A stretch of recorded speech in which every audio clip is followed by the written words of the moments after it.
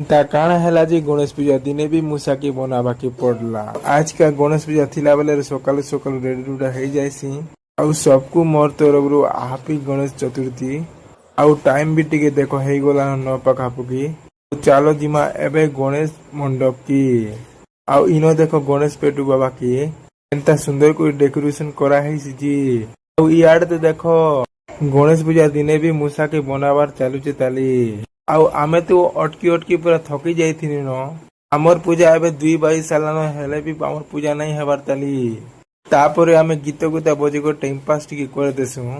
ଆଉ ଫାଇନାଲି ଆମର ପୂଜା କରବାର ଟାଇମ ଆସିଗଲା। ତାପରେ ଆମେ ପୂଜା ପୂଜି କରି ସରାସୁଁ।